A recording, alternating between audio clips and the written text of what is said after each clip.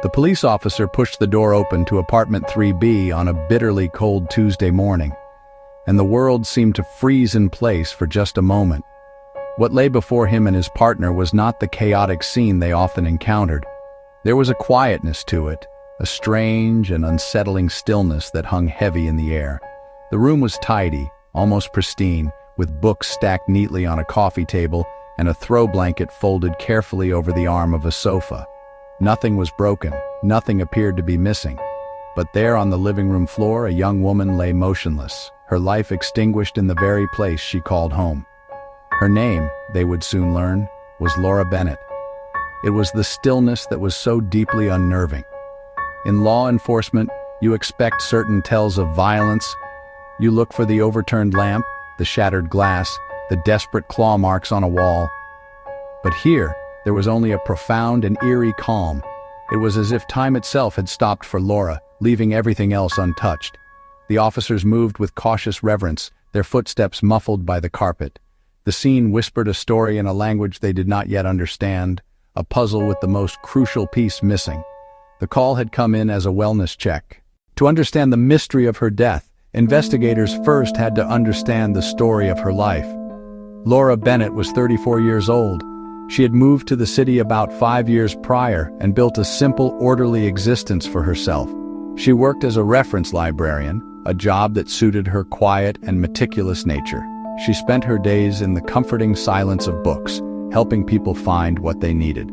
Her colleagues described her as kind, reserved, incredibly dependable.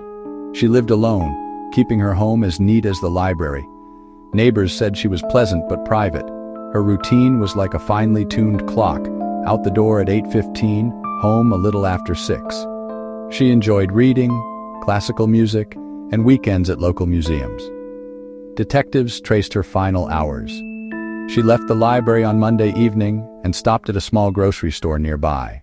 The most perplexing aspect was the apartment itself. The front door had been locked from the inside with a deadbolt. The chain was not engaged. The superintendent used his master key. Windows were closed and locked. The third-floor balcony door was secured. No scuff marks, no pry marks, no sign of forced entry. If the killer was inside, how did they leave and lock the deadbolt from the inside behind them? Forensics combed every inch. There were no signs of a struggle. Furniture was perfectly in place. A half-empty cup of tea sat cold on the end table. Groceries waited to be put away. No foreign prints on doorknobs, light switches, or surfaces. Whoever was there wore gloves or was meticulously careful. The murder weapon was gone. They searched trash cans, under furniture, every closet and drawer, the building's dumpsters, the alleyways. The weapon had vanished without a trace, another missing piece in a crime defined by what wasn't there. While the scene was eerily clean, two peculiar clues offered hope. First, an old analog clock on the kitchen wall. Its hands were frozen at 11:17. The cord was still plugged in. Detectives theorized a brief power surge or a jolt at the moment of impact. That time, 11:17 p.m., became a focal point. Second, Laura's phone records showed one outgoing call the night she died, placed at 9:32 p.m., lasting 23 seconds. Too short for a real conversation. A wrong number? A plea cut short? Traced to a disconnected line, once a business that had closed years earlier? No one knows who answered. As forensics evolved, the case was revisited. Scant fibers were reanalyzed. Fingernail scrapings met newer DNA methods. Each new technology brought hope. This time, a name. But every test returned the same result. No match. The case file thickened with old reports and dead ends. Everyone in Laura's orbit was interviewed, alibis checked and rechecked, every rumor run down. Every path led to a brick wall.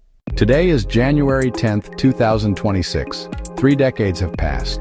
The building still stands, though its residents have changed. The first detectives have retired, but the memory of that still, quiet room lingers. A quiet hum of failure that never fades. A cold case is more than an unsolved file. It is a promise yet unkept, a family left without closure. How does a killer enter a third-floor apartment and leave it locked from the inside? Was it a stranger who left no trace, or someone she knew and let in? What was the meaning of the stopped clock? Was 11:17 the moment she died, or a coincidence? And who was on the other end of that 23-second call? Some say the killer had a key. Others say someone hid inside, waiting. Each theory unravels under a contradictory fact.